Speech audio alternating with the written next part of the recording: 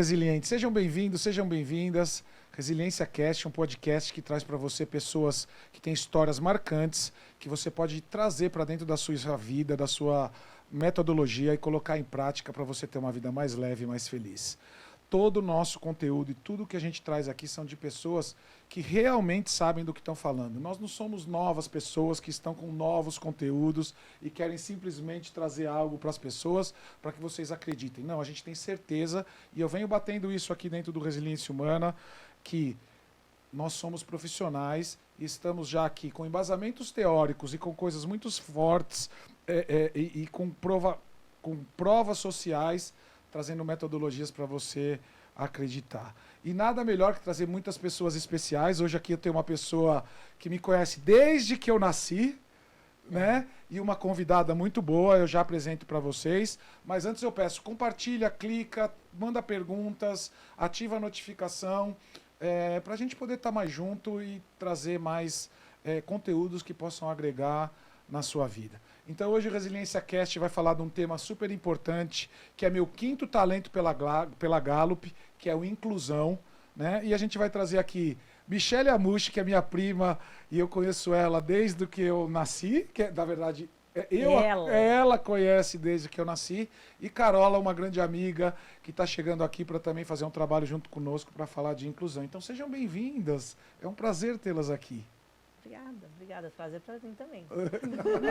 Obrigada, é uma honra e um privilégio poder trocar com vocês. Tá? E todo mundo que me acompanha aqui no Resiliência Humana já sabe como a gente começa esse podcast. E eu começo sempre me apresentando.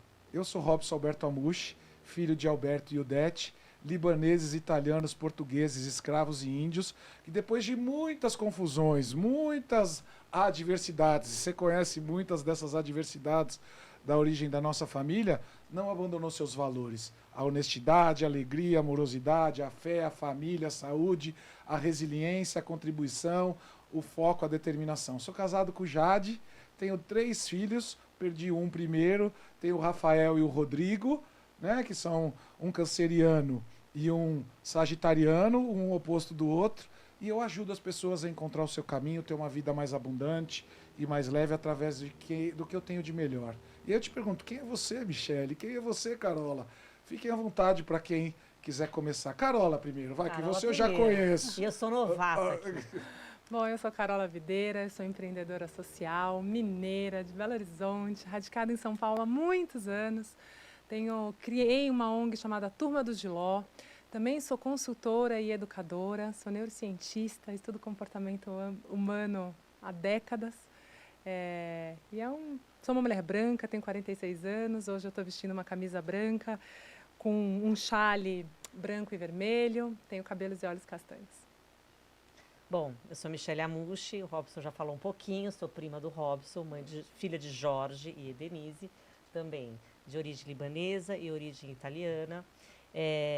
Eu sou advogada, sou mãe de um jovem autista e eu vim aqui compartilhar com vocês a minha experiência e ajudar outras mães, outras pessoas que convivem também com neurodivergentes. Muito bom.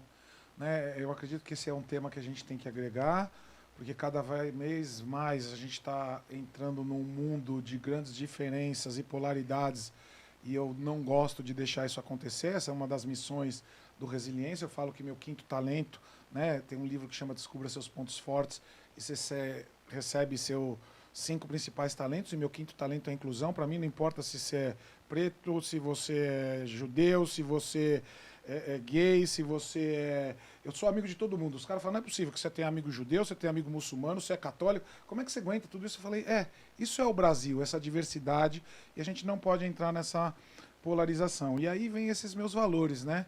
De sempre trazer pessoas novas para o Resiliência Humana. O Resiliência Humana é essa fonte de união de pessoas que querem o bem e querem fazer as coisas de uma forma muito mais leve e muito alegre. E aí eu pergunto para vocês, como começou a história de vida de vocês, Carola? Como começou todo esse caminho em direção a fundar essa ONG, a ter seus livros escritos, a ajudar as pessoas nesse caminho da inclusão? E também quero te fazer uma pergunta, que talvez isso foi muito legal, de você se apresentar falando um pouquinho da sua camisa, dos seus olhos, do seu cabelo, o porquê disso, porque talvez também já ajude algumas pessoas nesse sentido. É isso aí, tem gente que está nos ouvindo e nos assistindo, mas que não pode nos ver, né? As pessoas que não enxergam, então para todo mundo enxergar, uma boa prática é a gente fazer a autodescrição para todos verem, para todos saberem como nós somos e aonde nós estamos. A minha história, ela começa em 2008, na minha primeira gravidez, na minha primeira gestação, quando nasce. Eu sou mãe de 2 crianças, do João e da Maria. Já vou botar uma pimenta aqui nesse papo. Eu também posso dizer para você que eu perdi o João, porque o João faleceu quando ele tinha 13 anos de idade. Mas eu não gosto de dizer que eu perdi um filho, que eu só ganhei com essa maternidade, eu só ganhei a experiência de maternar uma criança que nasceu com múltiplas deficiências por 13 anos. Mas eu trabalhava numa indústria farmacêutica, quando o João chega e me apresenta diversos desafios, e eu entendi, voltando de licença maternidade, eu também sofro um assédio bastante complicado no meu trabalho, porque eu ainda não tinha contado para as pessoas os desafios daquele diagnóstico que tinha chegado, mas eu fui recebida por um chefe que me falou: você vai ter que escolher se você vai continuar sendo gerente Latam de uma multinacional ou se você vai ser mãe, porque as 2 coisas você não vai poder. E naquele dia, uma chavinha virou dentro de mim, porque eu acho que qualquer pessoa pode ser o que ela quiser ser da vida. Mas eu senti um chamado de que eu estava no caminho errado. E aí eu faço um sabático e eu mergulho no universo da inclusão e da diversidade, voltei a estudar e encontrei um propósito muito grande de trazer para a sociedade mais conhecimentos sobre o que a gente chama de inclusão. E cá estou eu, há 10 anos à frente da Turma do Giló. E você, Mi? Nossa, a história da Carola é maravilhosa, né? Bom, enfim, eu sou advogada, fui mãe aos 30 anos, sonhando em ser mãe de um menino, porque venho de uma família libanesa, sempre quis ter um homem, como primeiro filho, e veio o João Felipe me presentear. Em certo momento, tomei conhecimento de que João Felipe tinha alguns atrasos a princípio, até chegar no diagnóstico, levando em consideração que eu quis um diagnóstico, porque era importante para mim, como mãe, saber o que o João tinha. E até que chegou o diagnóstico de autismo com deficiência intelectual leve. Foi muito difícil. Difícil porque eu nunca imaginei que eu ia me deparar com um problema desse na minha vida.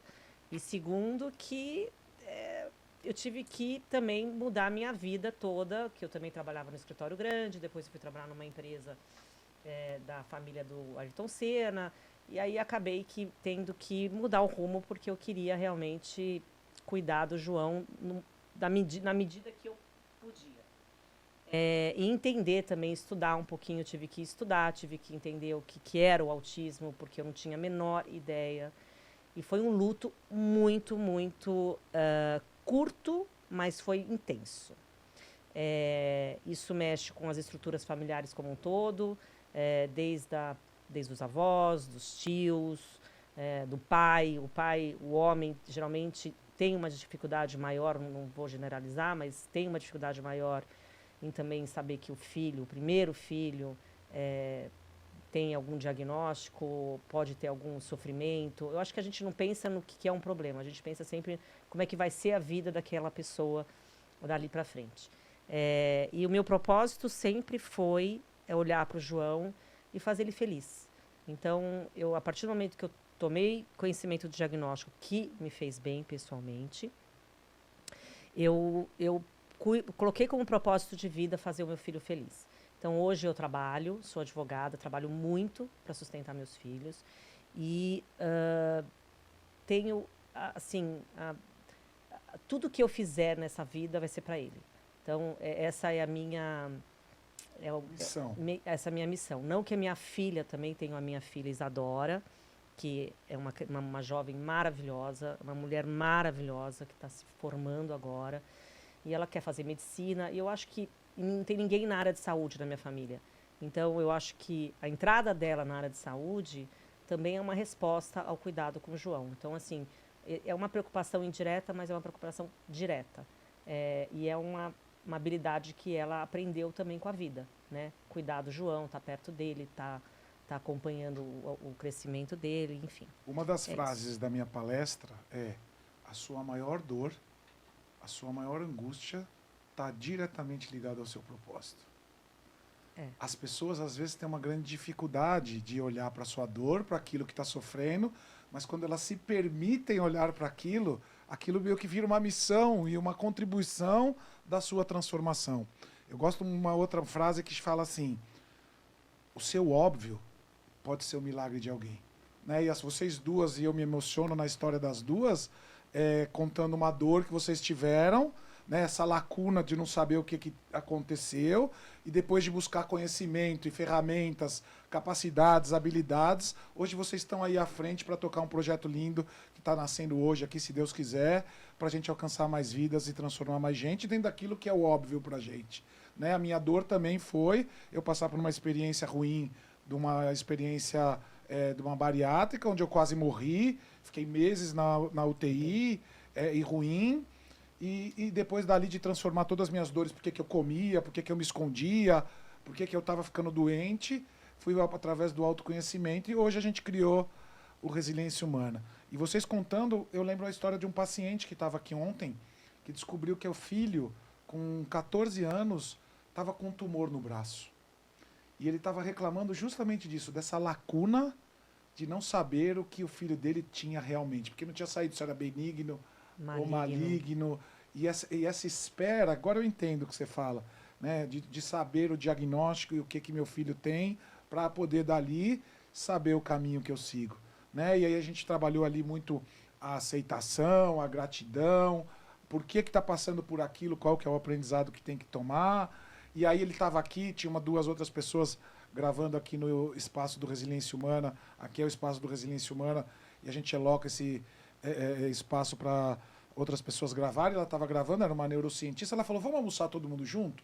E a gente começou a trabalhar ali um pouco da amorosidade, da gente estar ali num estado mais de alegria e de amor, e de repente toca o telefone e o diagnóstico que era benigno, e a gente chora ali no São Bento, todo mundo, os caras perguntando o que está acontecendo com esses 4 malucos chorando aqui, né? Mas como é bom da nossa dor a gente poder transformar em algo que pode contribuir na vida das pessoas. Nossa, acho que você traz um ponto que é muito legal a gente explorar aqui, né? Que a gente estava conversando antes da história. Falamos ou não falamos? Damos rótulo ou não damos rótulo? Qual é a importância do diagnóstico?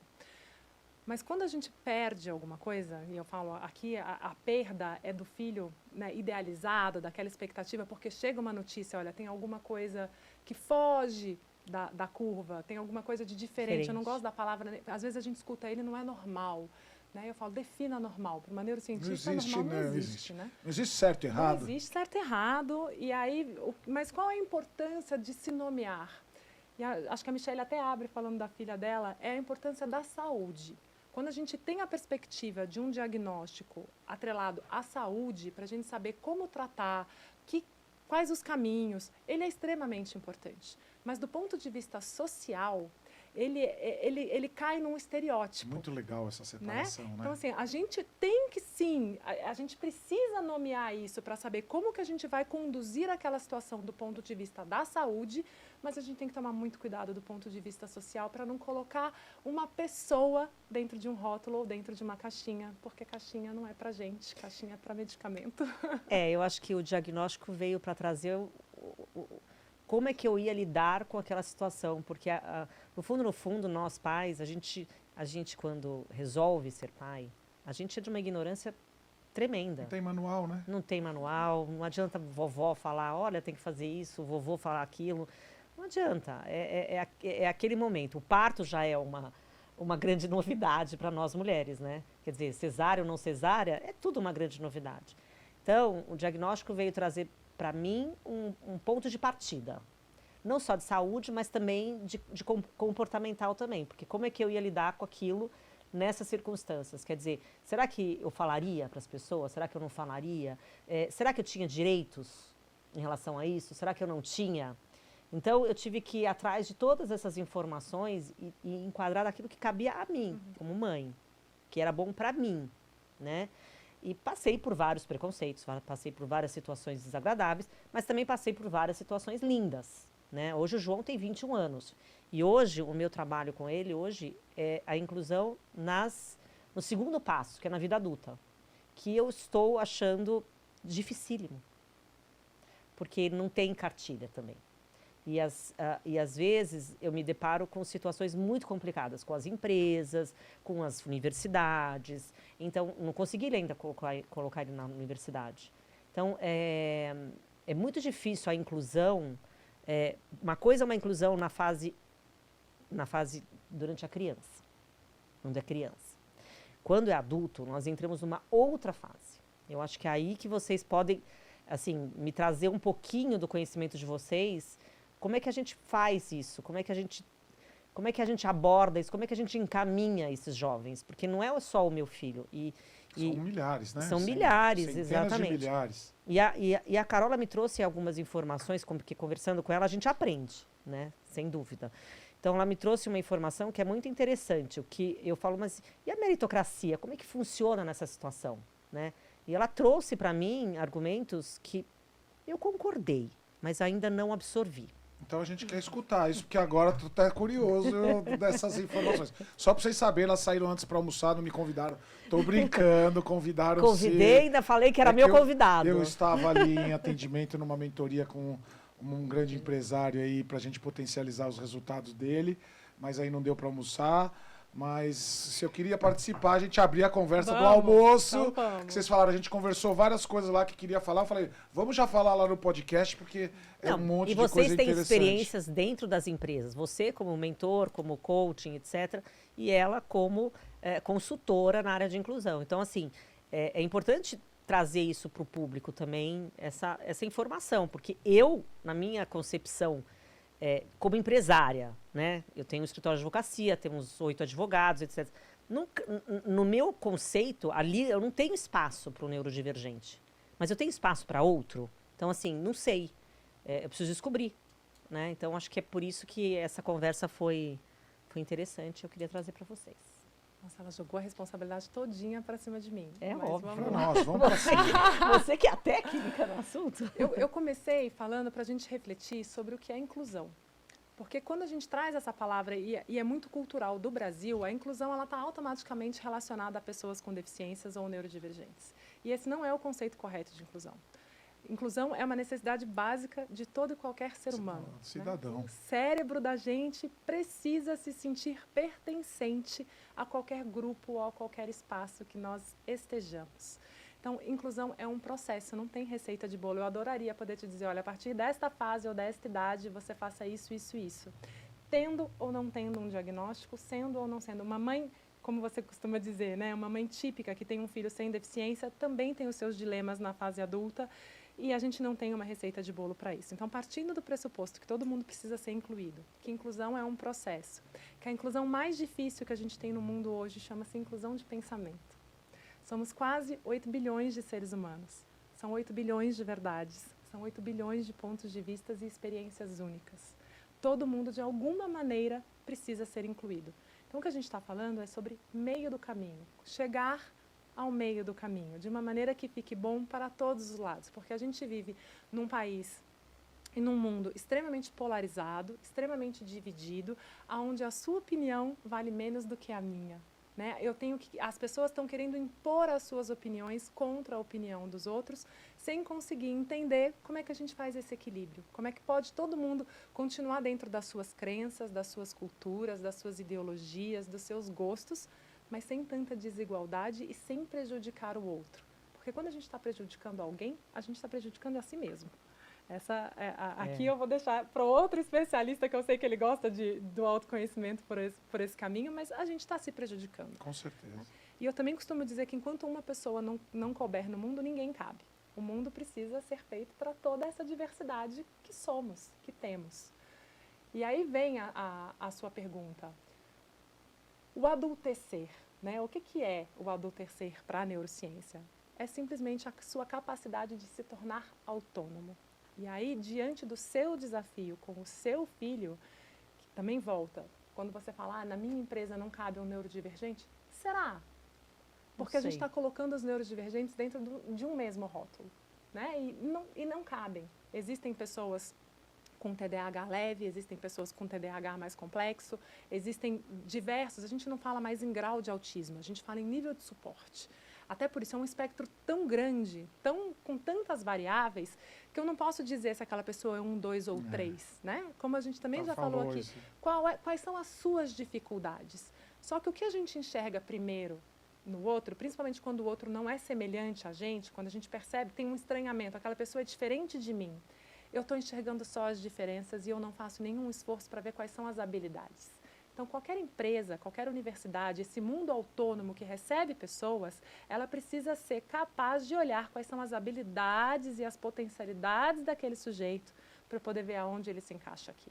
Senão, eu fico só no diagnóstico, vendo a dificuldade e falo, eu não sou capaz de trazer uma pessoa com uma neurodivergência, com uma deficiência, ou de uma religião diferente da minha, ou de uma cultura diferente da minha, ou que tenha hábitos diferentes dos meus para trabalhar comigo. E aí a gente cai naquela mesmice, a gente mata a criatividade, a gente mata a inovação. Põe na caixinha e virou tudo do mesmo quadrado, né? Eu gosto muito da metodologia da Gallup, né, que é aquela que a gente estava conversando ali. Existe um livro que chama Descubra Seus Pontos Fortes, que vem para você fazer um teste.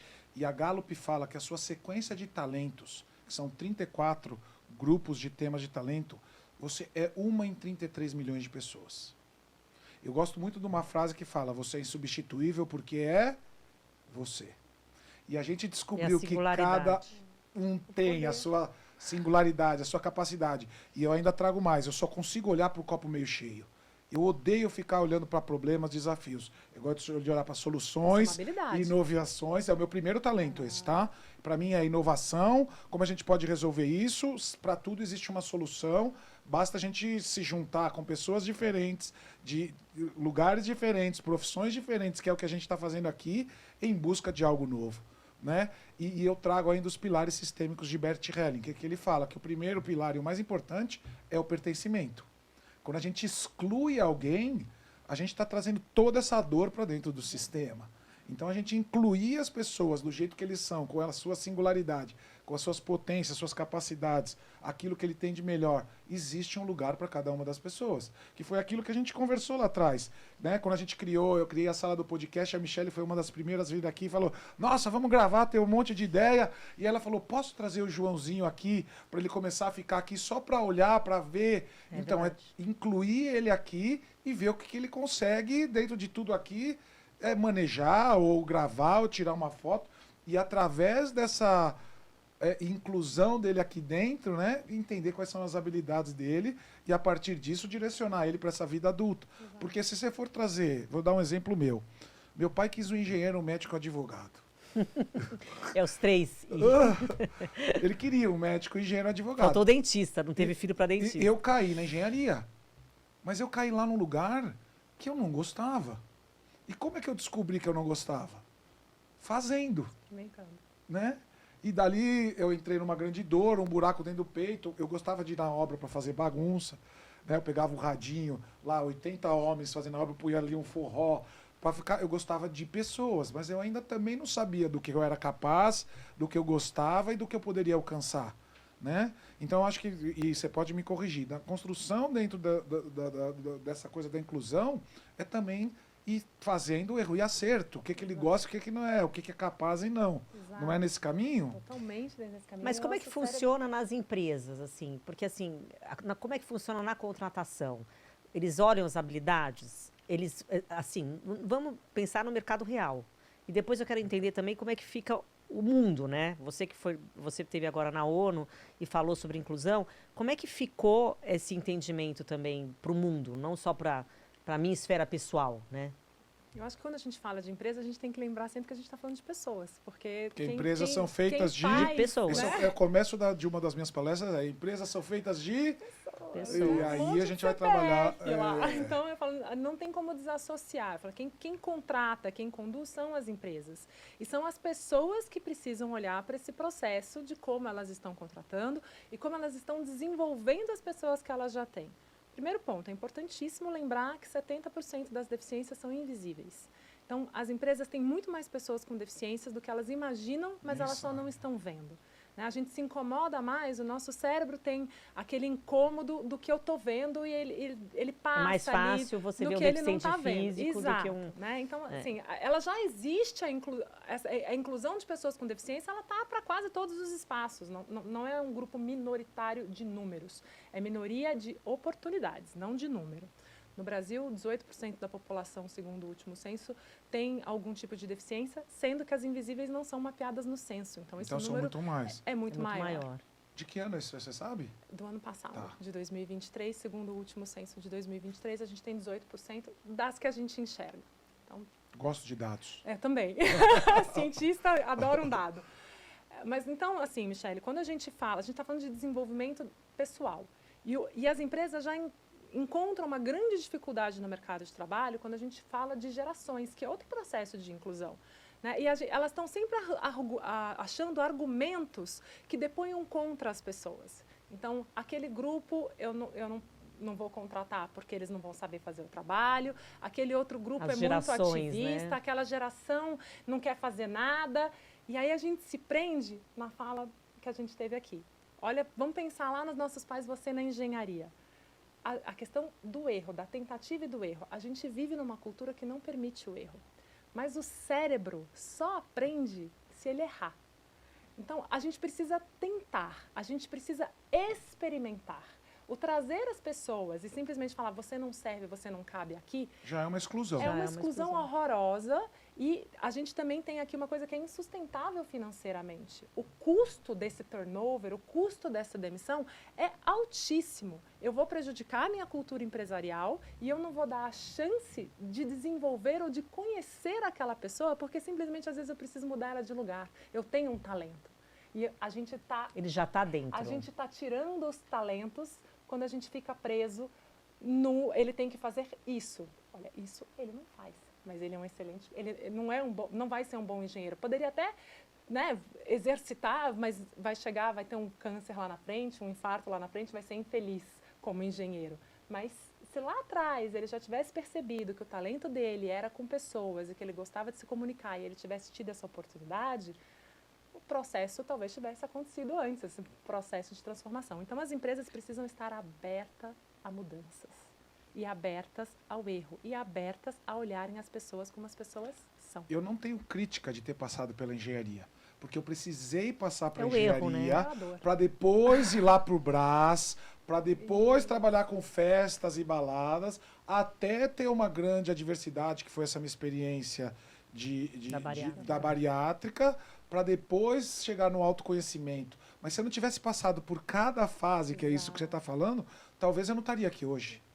Né? Então a gente tirar esse aprendizado e chegar naquele lugar. Uma coisa que eu venho fazendo dentro das minhas consultorias e dentro das empresas não é mandar pessoas embora para trazer outras pessoas, é realocá-las em outro segmento, dentro das capacidades, dos talentos e daquilo que ela tem de melhor, porque isso vai, como você, como uma boa advogada, vai saber que vai dar menos custo trabalhista, demissões e tudo isso. Então, a grande sacada que eu venho vendo é a gente saber alocar as pessoas dentro do que ela tem de melhor, que é justamente o que a Gallup fala. Você é único, singular, raro. A sua sequência de talentos, de capacidades, só você faz. E você pode até me dizer, o Joãozinho deve ter algo que ele faz muito bem. Muito. Ele tem algumas habilidades. Né? Assim. Então, e é dentro disso... Mas ele também precisa se descobrir, né? Não adianta sim, só... Mas daquilo que você vê, já é uma porta de entrada que você pode me corrigir se eu estiver errado, pra gente trilhar ele e colocar ele dentro de algum lugar assim. Ele precisa só ter a oportunidade de experimentar.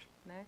E aí também, concluindo as suas perguntas, trazendo notícias fresquinhas da ONU. Né? De setembro, sempre, todo ano, tem uma semana intensa, que é a agenda de todas as agências da ONU e o Climate Week. Eu sou conselheira da ONU, na cadeira de educação, sou conselheira consultiva do movimento de educação. E o pedido, o que fica, né, desses 7 dias intensos, onde o mundo inteiro se reúne, governos, empresários e a Organização das Nações Unidas, trazendo inputs de como que a gente chega num mundo sustentável.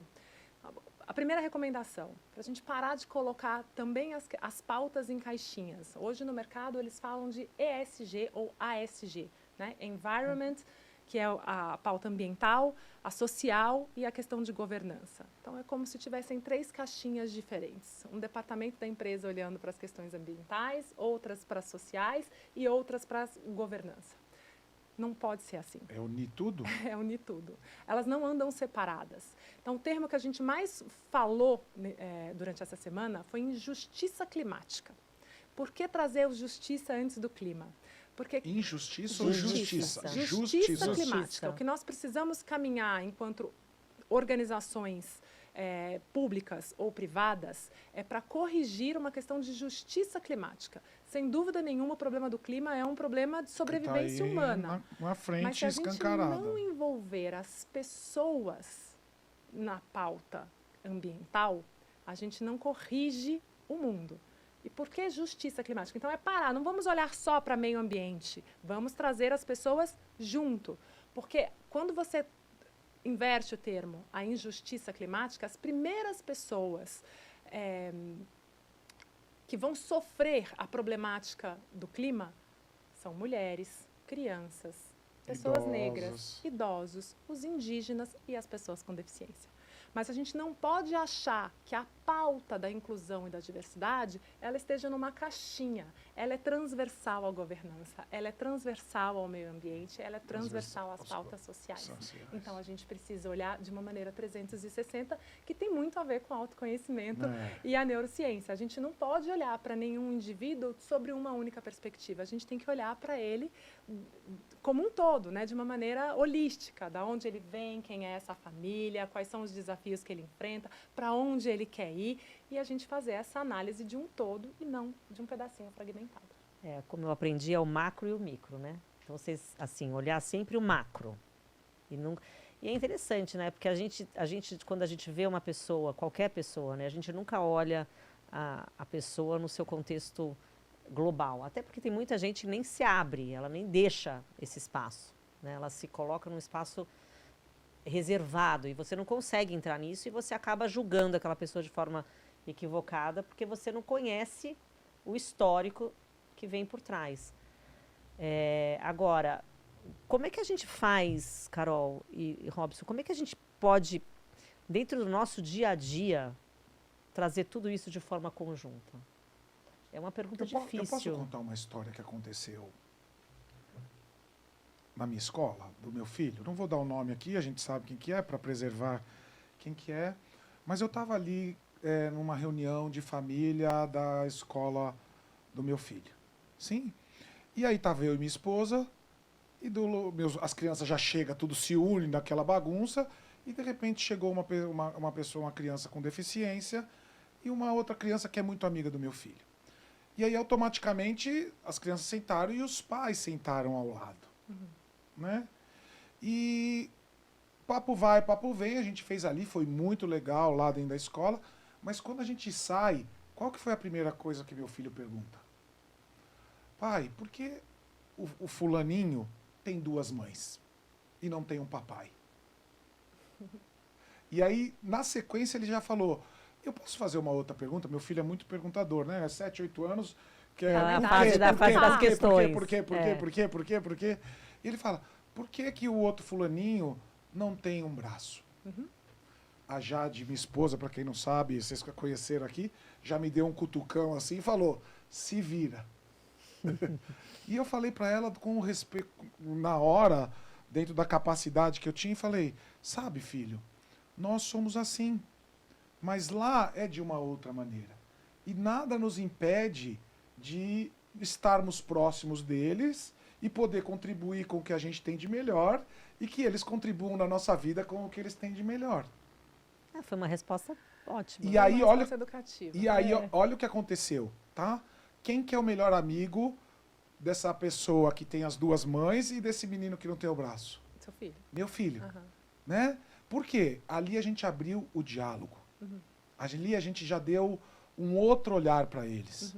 E se a gente não mostrar isso, que está tudo bem, não vir com a exclusão, com a crítica, fala aí, esse olhar de deixa eu me afastar, muda já a percepção deles. Então, eu bato muito nessa tecla, e você como educadora, e está aí dentro das escolas também, fazendo esse trabalho, é que a gente tem que começar lá nas crianças. É muito mais difícil a gente mudar os velhos.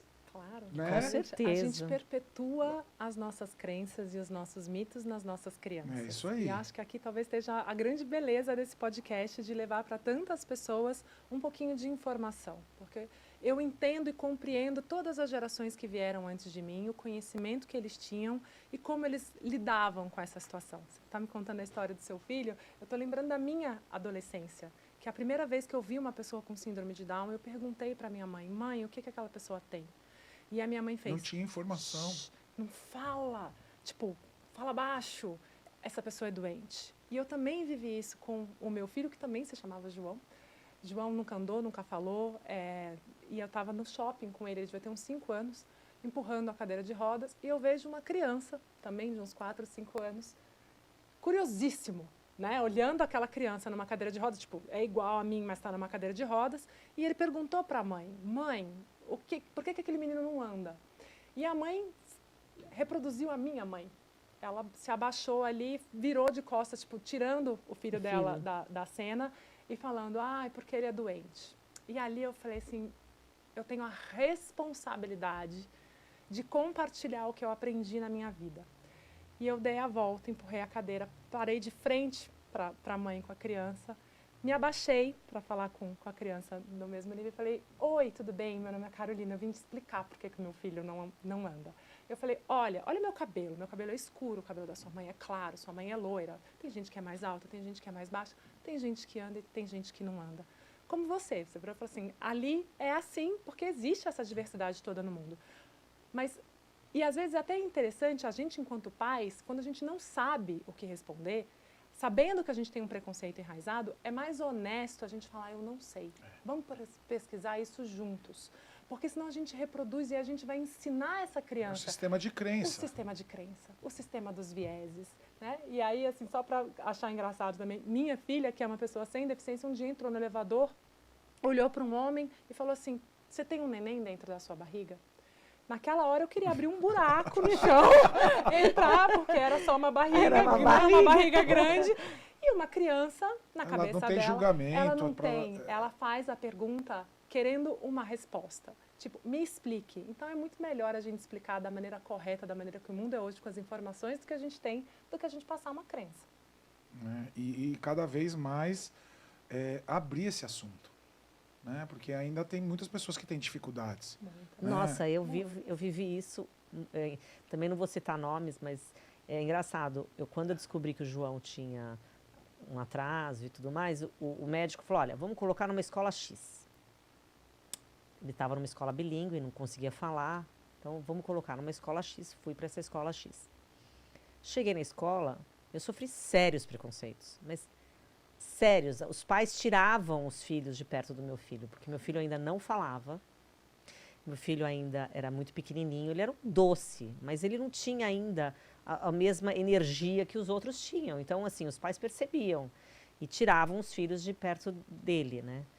E nunca me deparei com questões. Por que seu filho é assim ou assado? Isso nunca. Mas os olhos... às vezes as pessoas falam com os olhos. Os olhares, né? Então eu me deparava muito com essa situação e muitas vezes eu pedia para as crianças brincarem com ele. Então eu sentava, me agachava e falava assim, a gente vai brincar com meu filho gosta de rodar pneu, vai lá rodar pneu com ele. Então assim, e isso era muito, e assim, e esse sofrimento, gente, ele não para, ele é constante. Eu acho que dentro do meu conceito também materno, eu aprendi que falar é a melhor solução, por isso que terapia é bom.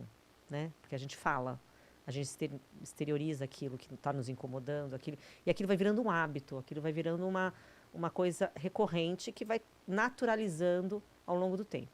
Então, hoje, falar disso, para mim, não é um problema. Inclusive, se eu enxergar uma situação de preconceito, eu acho que eu faria o mesmo que você fez. Eu chegaria e falar, olha, é o seguinte, né? Na instrução, porque nem todo mundo sabe. E teve uma situação na praia de Pernambuco, inclusive, estava com o João Felipe jogou o papel no chão. Aí veio um senhor e começou a brigar com ele.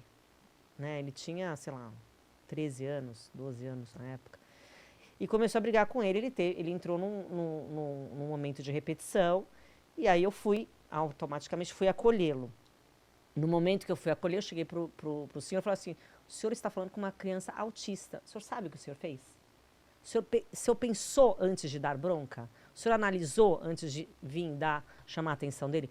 Ele está errado, ele jogou o papel no chão. Está erradíssimo. É a Mas, forma, né? mas você tem que aprender. Não é o formato que você aprendeu com seus pais, meu senhor. Aqui de novo, a gente está falando do tanto que as nossas crenças e os nossos julgamentos atrapalham as nossas decisões diárias, né? Como eu digo que inclusão é um ato, você escolhe ser uma pessoa inclusiva, você tem que estar disponível para escutar. E acho que a gente vive uma grande doença Eu tenho uma frase mundo. que é assim, Carola, existem muitos cursos de oratório, mas poucos de escutatória. Ninguém quer escutar ninguém. É verdade. As pessoas já querem falar já com a resposta pronta, não quer nem saber. Sabe como eu uso na escola? Eu Ah. falo que a gente fala de dificuldade de aprendizagem, mas ninguém fala de dificuldade de ensinagem, isso aí. que passa por aí. A gente precisa escutar. A gente precisa controlar o nosso julgamento, que é uma coisa natural de todos os seres humanos. Nós estamos vivos, nós estamos julgando. Mas a partir do momento que a gente traz isso para um nível de consciência, eu falo, eu estou julgando baseado em quê? Eu estou julgando baseado em dados? Eu estou julgando baseado em escuta? Né? Eu estou julgando, eu tenho referência de ambos os lados? Não.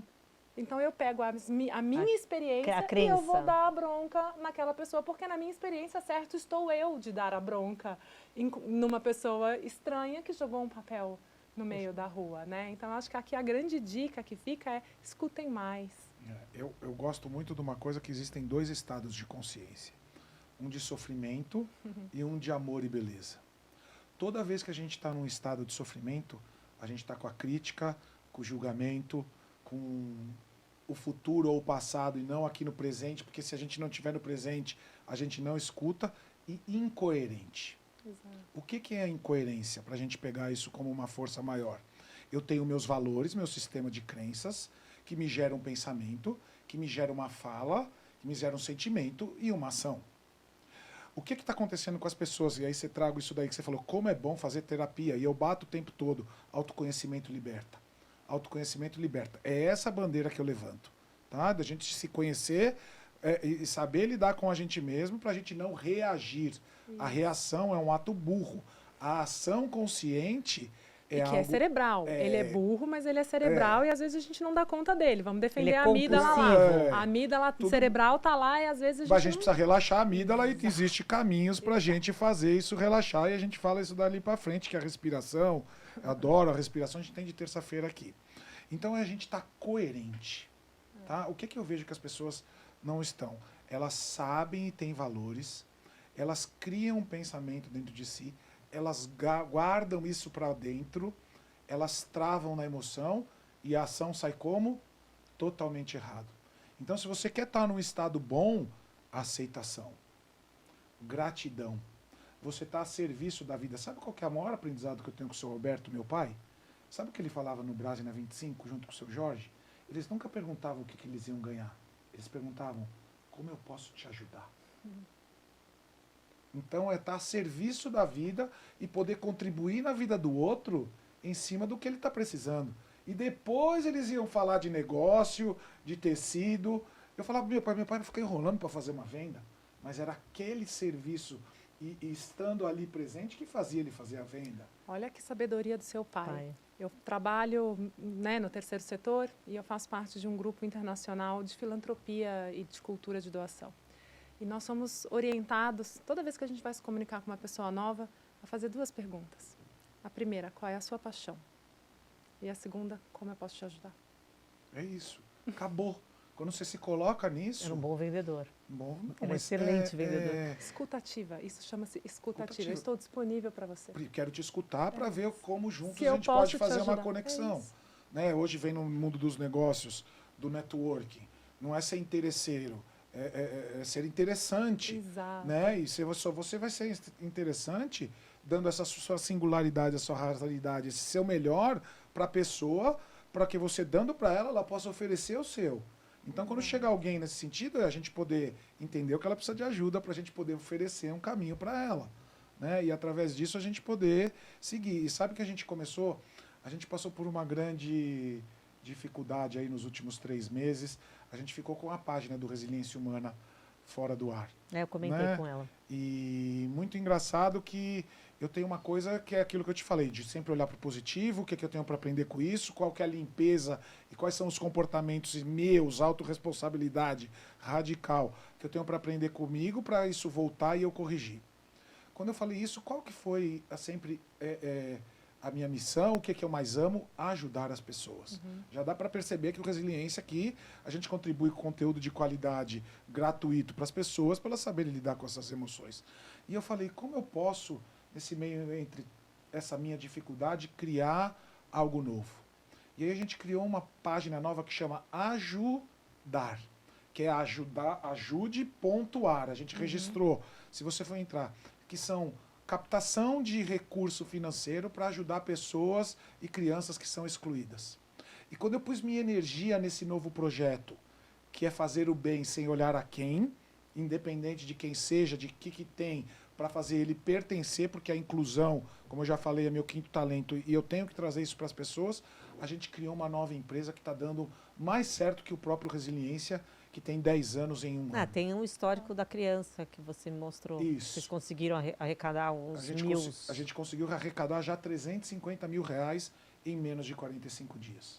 Uau. Você entende? Então, quando a gente se une dentro dessa inovação, a gente tem essa escutatória, se coloca a serviço, entende as minhas capacidades e como eu posso contribuir, as portas se abrem. O universo se alinha. E aí vem a justiça ecológica, climática.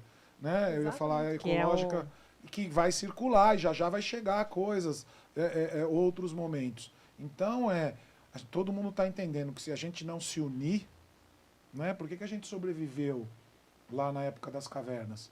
A gente não corria muito, a gente não tinha garras afiadas, a gente não tinha braços compridos, mas cada um dentro do que tinha de melhor, a união disso fez a gente sobreviver. A mesma coisa da pandemia. Exato. E talvez agora a gente esteja nesse movimento da ONU. O cérebro, né? Vou voltar aqui para a neurociência, porque a neurociência corrobora com isso tudo com outro glossário, mas nós somos seres sociais.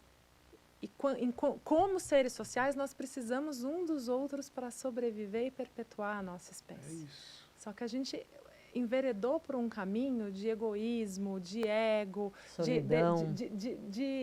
dessa falta de consciência, né? desse inconsciente, desse sistema 1 levando a gente no dia a dia. Tem gente que já estudando, vários neurocientistas estudando que nós estamos virando zumbis, né? O que significa essa história de ser zumbi? Não é o zumbi característico que a gente vê em jogos, mas é essa falta de consciência, é esse automatismo num todo, é esse esquecimento que a gente precisa colaborar. Sabe qual que é a frase que eu uso nisso? Não seria compaixão, isso? Compaixão é um outro... Eu já chego na compaixão, peraí. Sabe qual que é a frase que eu uso nisso?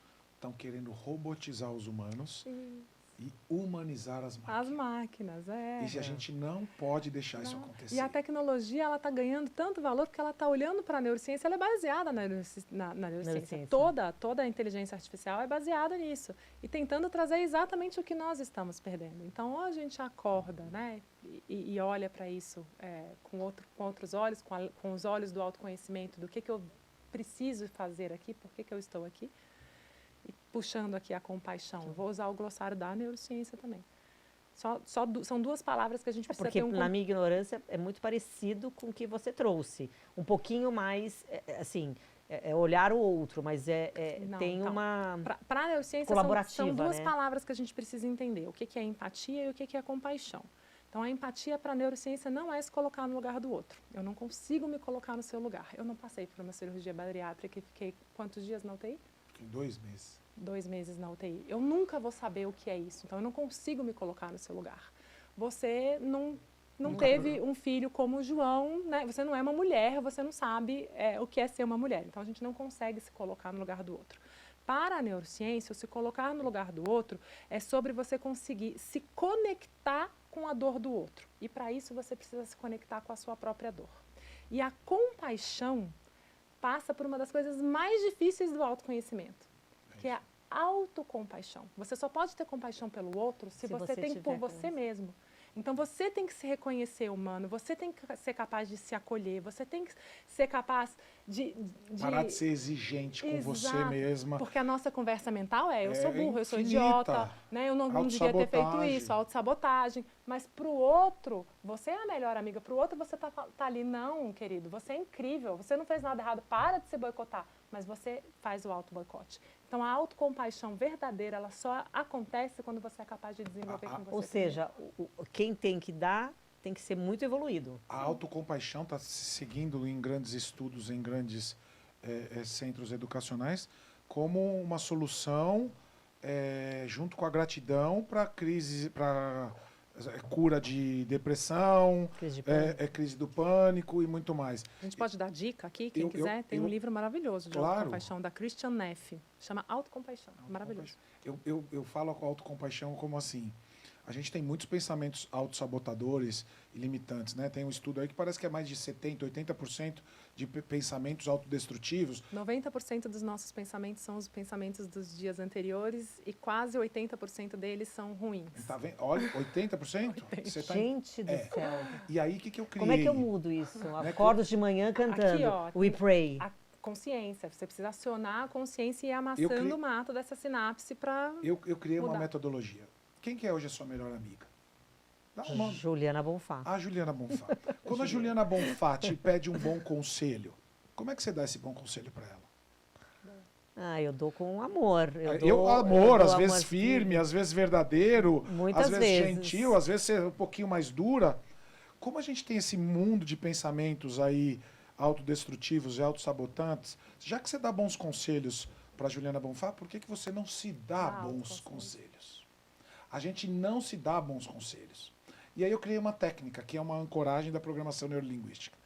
Quando eu tenho um pensamento ruim, eu troco a pulseira de braço e automaticamente eu me dou um bom conselho. Você objetiva. Objetivo. Então, vou dar um exemplo besta. Não vou conseguir pagar aquela conta. Lógico que você sempre consegue. Puta, eu vou ficar doente. Não, lógico que você não vai ficar doente. É só você se cuidar que você vai ficar bem. Putz, a página do Resiliência Humana não vai voltar. Não, eu vou olhar para dentro de mim. Você encontrou um movimento de mudar a tecla. Ele achou uma técnica. Técnica, e eu tô pondo isso para as pessoas, você não sabe o que está acontecendo nas pessoas, delas olharem para dentro de si e se darem bons conselhos, trazendo essa nova forma de pensar. Existe uma técnica que chama experiência somática, de Peter Levine, Associação Brasileira de Traumas, que eles falam em pendulação. Pendulação num pensamento ruim e pendulação num pensamento bom. É trazer recurso para uma situação ruim. Isso causa um equilíbrio dentro de nós, da nossa energia, e a gente sai do estado de sofrimento. Né? Não, gente, é uma terapia também. Isso aqui. Isso aqui, para mim, está sendo uma terapia. São técnicas. Porque, na verdade, eu tenho técnicas. De como colocar em prática. prática. Acho que cada um tem a sua técnica. Né? A minha técnica de manhã é escutar uma música que me levanta, que me traz para cima. De novo, isso é mas pura quando eu estou, não é isso é pura neurociência. Mas quando eu estou na fase de sofrimento, eu não consigo. Mas volta para esse pensamento que está te colocando, porque se você virar e começar a se questionar, o que a Juliana Bonfá falaria para mim? É você tentar imaginar, não a Michelle, eu sei que a Michelle vai estar se auto-sabotando e se autocriticando, mas às vezes, ou mudar a pulseira de lugar e conseguir mudar o personagem, ou você pensar nisso, o que a Ju falaria para mim?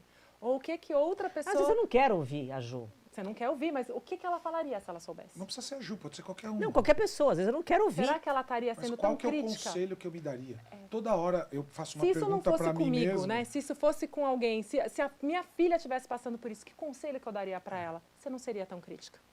E eu sempre faço uma pergunta para mim, o que eu tenho que aprender com isso? O que eu não estou enxergando em cima disso? A minha é parecida. O que eu e ainda preciso eu quero voltar uma coisa aprender. atrás que já está na minha fala aqui para falar para vocês para sempre. E eu chamo toda a audiência para dar uma respirada e escutar que eu vou falar, porque isso pode mudar a sua vida, porque mudou minha vida durante alguns dias atrás, que é assim. Eu vou falar um advérbio de intensidade que é um palavrão, tá? Peço permissão para todo mundo. Seja foda naquilo que você faz, mas seja humilde. É muito louco isso que eu estou falando, de você ser um cara muito bom em algo, mas trazer a humildade junto.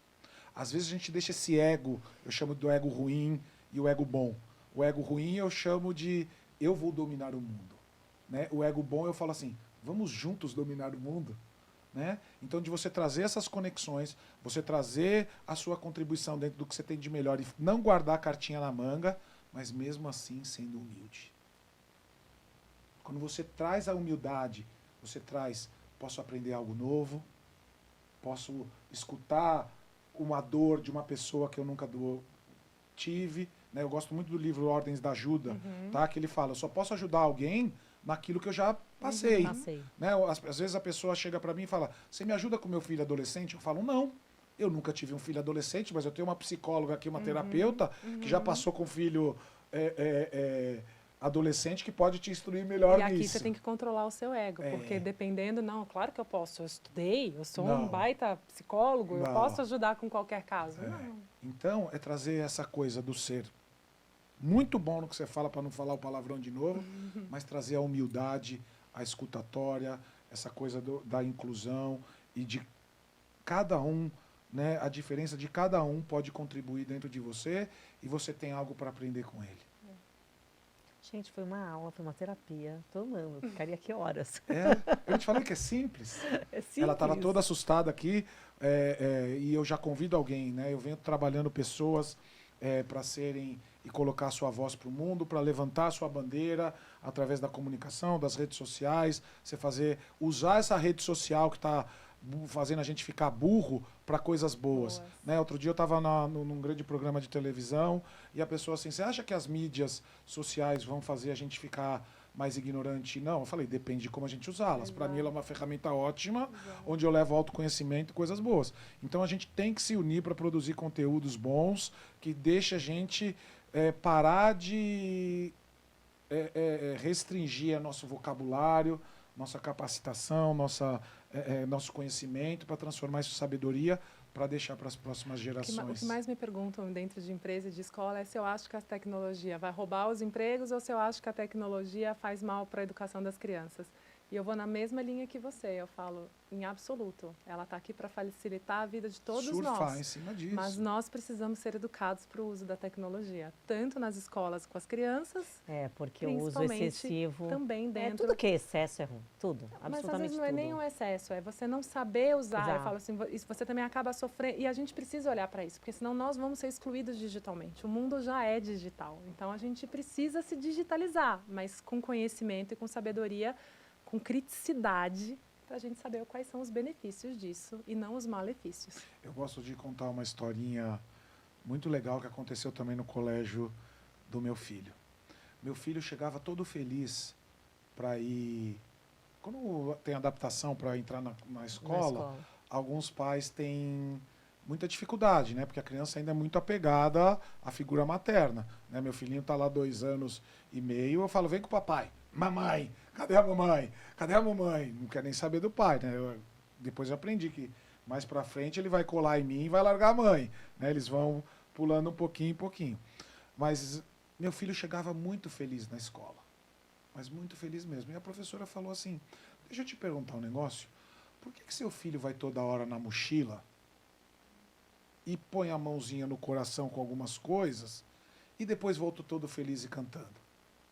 E isso é uma técnica da educação sistêmica, né? Onde a gente juntos faz um desenho da mamãe, do papai, da família e desenhos de segurança dele e deixa na mochilinha dele, ele traz para o coração e quando ele pôs no coraçãozinho assim, a gente fala, onde o papai e a mamãe estiver, a gente vai sentir você.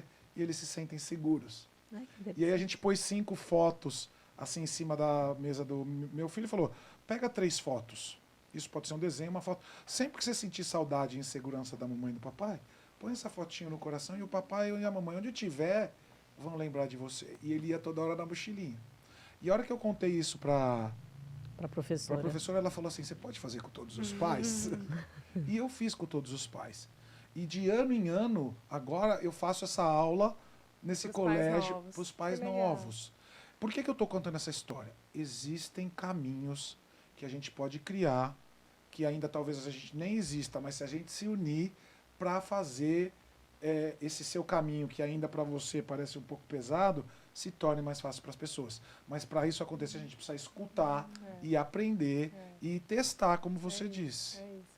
e nos abrir para preconceitos, nos abrir para a gente rever as nossas crenças, para a gente repensar. Vou trazer mais um último dado aqui, só para a gente fazer o link e voltar para as pessoas com deficiência. Tem um estudo publicado em 2023, é um estudo federal nos Estados Unidos, feito pela Universidade de São Luís, que mapeou na força de trabalho americana que 1 a cada 5 pessoas são neurodivergentes. Explica o que é neurodivergentes para as pessoas que estão chegando aqui ainda de paraquedas. Os neurodivergências são os transtornos cerebrais, eles têm origem genética ou biológica. O autismo entra em neurodivergência, o TDAH, a dislexia, a descalculia, a TOD, TOC, que a gente não vê, visualmente a gente não vê. Em alguns casos, ou seja, as pessoas que precisam de mais suporte ou que têm alguma outra síndrome associada, fica mais fácil de ver, mas de bate pronto a gente não percebe. Então, eles já têm mapeado que 1 a cada 5 pessoas no mercado de trabalho tem algum tipo de neurodivergência. Ótimo. Só 50% dessas pessoas são laudadas. E o que a gente vem estudando hoje, porque também tem muitos mitos, né? Neuromitos, a tecnologia causa TDAH, a tecnologia causa autismo. Eu falo, gente, isso é tudo mito. Vamos parar de patologizar as pessoas. De novo, tem uma origem genética ou biológica. Não sendo, nada vai te desenvolver, né? Existem várias teorias também que falam, o mundo está mais poluído, então está nascendo mais criança autista, a fertilização, hipóteses. Na verdade, hoje tem mais condições de diagnosticar, por isso que eles... Essas pessoas sempre existiram. A verdade científica a gente tem acesso à informação e a diagnóstico. Essas pessoas sempre existiram. Então, a gente não está fazendo favor quando a gente está falando de inclusão de pessoas com deficiência. E uma reflexão que eu deixo para quem está aqui nos ouvindo, para a gente refletir juntos, todos nós vamos envelhecer. Todos nós vamos nos tornar pessoas com deficiência. A gente vai ter mobilidade reduzida, audição, visão, e quem tiver sorte não vai passar por nenhum processo cognitivo. Então, lutar por um mundo onde todos caibam é lutar por um mundo onde a gente vai caber também. Muito bom. Que lindo, Carola! Adorei! Muito bom. A gente está caminhando aí para o final do nosso podcast e eu queria fazer 2 perguntas para vocês. Tá? A gente sempre termina assim e eu queria trazer para vocês. Se você pudesse dar um conselho para você, Carola, se você pudesse dar um conselho para você, Michele, lá quando você começou a descobrir tudo isso, quando você ainda não tinha esse conhecimento que você tem hoje, porque tem muitas pessoas que estão passando por isso hoje e estão começando dentro disso e não sabem como lidar. Mas a sua história tem quanto tempo atrás? Você falou mais de décadas. Qual que é o conselho que você daria para a Carola lá atrás? Nossa, primeiro, obrigada por me fazer essa pergunta, que você conseguiu me emocionar. De bate pronto, na hora que eu recebi, eu me emocionei.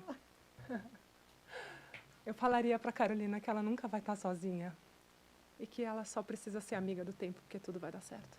Muito, muito bom. Então escute bem. Pode repetir? A gente nunca vai estar sozinho. E seja amigo do tempo, porque tudo vai dar certo. Muito, muito bom. E você, Mi? Que conselho você daria para mim lá atrás, que chegou lá e uma apreensão no coração e hoje com todo esse seu conhecimento e toda essa busca, porque essa mulher é uma mulher que vem buscando conhecimento, ela tem uma alegria e até me emociono porque é minha prima e a gente sempre teve uma conexão, essa vontade de aprender, de ajudar, de achar soluções. Que conselho você daria para você mesmo? Eu acho que a aceitação do outro. Eu sempre fui muito difícil de aceitar o outro, né, nas suas dificuldades, assim. Não que eu não seja acolhedora, mas aceita mais. Traz para você aquilo que você não consegue, né? Porque eu tinha muita dificuldade. Eu sempre fui inclusiva, eu acho que eu nunca deixei de ser inclusiva, mas eu sempre fui muito seletiva. Então, também eu tiraria essa questão da seletividade, nem sei se existe essa palavra, mas enfim. Que o seu primo não é, ele já me contou aqui que ele é amigo de todo mundo. Mas eu também sou amiga de todo mundo, sempre fui muito comunicativa, sempre fui muito foi, alegre, mas no fundo, eu sempre fui muito seletiva. E é engraçado, né? Porque assim, nós somos uma família gigante. E dentro da própria família, eu fiz as minhas seleções, né? O Robson é um deles, né? O Robson era aquele primo gordinho, gostoso, a gente esquiava junto, a gente se divertia junto, a gente fazia tudo junto, assim, era muito divertido. Viajar com ele era incrível, era incrível. Assim, nas minhas boas lembranças da minha juventude, é com ele. Mas eu acho que eu tiraria um pouco essa seletividade, se é que existe mesmo essa palavra, porque eu não gosto mais de selecionar ninguém. Tanto que quando tem escolha de pessoas no meu escritório, eu evito até, porque eu quero contratar todo mundo. Porque eu quero dar espaço para todo mundo. Eu aprendi isso. O João me trouxe isso. Eu quero dar espaço para todo mundo. Então, mas é porque eu era o oposto. Eu não dava espaço para ninguém. Então, agora, eu quero dar espaço para todo mundo. Então, o que eu dou de conselho, dê espaço. Claro que não de forma exagerada, como eu atuo atualmente, mas dê espaço às pessoas. E isso tem a ver com escuta. Dê espaço, porque todo mundo pode colaborar, pode contribuir com alguma coisa para você. E é isso que eu extraio das pessoas hoje. Alguma coisa, por menor que seja, aquela pessoa pode me dar de bom, em qualquer que seja, em qualquer sentido, seja no sentimento, seja num movimento de atitude, de qualquer coisa, ela sempre vai me dar um presente de aprendizado. É isso. Muito, muito bom. Agradeço vocês pela sinceridade. Eu quero fazer uma pausa aqui e pedir desculpa para vocês. A gente marcou de gravar esse podcast e o prédio aqui começou com algumas obras e falações. O nosso estúdio é bem fechadinho, mas a gente não sabe o que está acontecendo. Então vocês provavelmente escutaram alguns sons, alguns batuques, algumas coisas aí. Tá tudo certo, mas eu acho que o conteúdo vai ajudar muito. De novo, coloque em prática, traga para dentro de você, leve esse podcast para alguém que está precisando e está passando por aí uma exclusão e não sabe por onde lidar. Aqui tem profissionais e pessoas, e todos que estão no Resiliência são pessoas que estão à disposição para te ajudar, como diz meu pai, como eu posso te ajudar. E eu termino esse podcast sempre abrindo a audiência do Resiliência para vocês falarem o que vocês quiserem, uma mensagem, uma palavra, um conselho, ou vender o seu serviço, o seu livro, e que deixo mais uma coisa, que esse espaço está aberto para vocês convidarem quem vocês quiser, a hora que puder, para a gente fazer mais sobre isso, porque essa conversa aqui poderia durar horas, dias, anos. Dias. Tá? Então, esse estúdio está aberto para vocês trazerem pessoas, porque deu para perceber o quanto é importante esse tema na vida das pessoas, há quanto tempo está aí, há quanto tempo está sendo camuflado. Então, as portas estão abertas. Então, abro a audiência do Resiliência para você, Carol, e depois passo para a Michele e a gente encerra aqui com chave de ouro. Obrigada, gente. É sempre um prazer falar para novas audiências. Me sinto muito grata. Compartilhar é sempre uma troca, então a gente ensina o que a gente sabe, mas a gente aprende muito também. E deixar aqui os meus contatos, acho que a minha disponibilidade para quem quiser saber mais do assunto, @Turma do Giló ou @Carola Videira. Muito bom. Bom, só fazendo para a Turma do Giló é o máximo, gente. Conta aí um pouquinho da Turma do Giló. A Turma do Giló é um negócio social que ela atua levando todo esse conhecimento de neurociência, educação, para dentro de escolas e para dentro de empresas. Então, o braço social, a gente forma escolas públicas, a gente já formou mais de 140 mil pessoas em escolas públicas no Brasil, e dentro de empresa a gente faz os projetos de ESG, e com esse dinheiro a gente aloca o projeto dentro da escola pública. E tem os cursos que você faz. Tem vários cursos. Eu sou professora e ela ela está sendo muito fofa e gentil comigo. Eu sou fã. Vocês encontram tudo lá na página. Ela apareceu na minha vida porque Deus, né, queria que ela aparecesse. Eu chamo de Deucidências. Deucidências. Bom, eu sou advogada, claro, meu escritório está à disposição, HMA Advogados. Trabalho na área do direito imobiliário e da área do fashion law, mas tenho uma área de inclusão, faço ações contra o plano de saúde, porque eles abusam demais, principalmente para as mães de autistas que precisam de tratamento e tudo mais. Então, a gente ajuda no que a gente pode, obviamente, né? E eu queria agradecer, Robson, pelo seu... Delícia de papo. Não, e a sua trajetória. Eu conheço o Robson desde pequenininho, ele sempre foi uma delícia e ele continua sendo uma delícia. Então, é muito bom a gente ver uma pessoa que a gente ama, uma pessoa que está dentro da nossa alma, porque a nossa família é a nossa alma. Progredir e caminhar para frente sem que os outros... sem olhar para trás. Eu acho que esse é o ponto, porque quem for um Amushi vai entender o que eu estou falando. E fico muito grata, fico Família é tudo emocionada. igual, tá? Não, eu fico emocionada. Eu fico muito emocionada, porque o que eu mais quero é ver todos os meus familiares bem, né? Todas as pessoas que, mesmo aqueles que eu não tenho tanto contato, que eu não tenho tanto amor, enfim, que não está ali no meu cotidiano, mas é muito gratificante para mim ver essas pessoas evoluírem. E não é só a evolução profissional, a evolução como pessoa, porque eu acho que isso, eu pelo menos, é isso que eu busco. O profissional é para pagar minhas contas, é para ter uma vida saudável. O que eu quero é evoluir como pessoa. Então, é muito bom, muito feliz. Muito feliz obrigado. de estar aqui com Eu você. recebo, aceito E eu trago até uma reflexão para você. Aceite os elogios. A gente tem muita dificuldade de aceitar os elogios. Eu falava, não, Que isso? é Imagina! você. Né? E quando a gente valida esses passos, chegou a hora de você dar um próximo passo. Então presta atenção no que as pessoas estão te elogiando, falando de você, o que você faz de melhor, porque talvez esteja aí guardada a grande chave do que você está buscando, a sua prosperidade, a sua abundância, a sua nova profissão, o seu novo relacionamento. Então preste atenção nos sinais.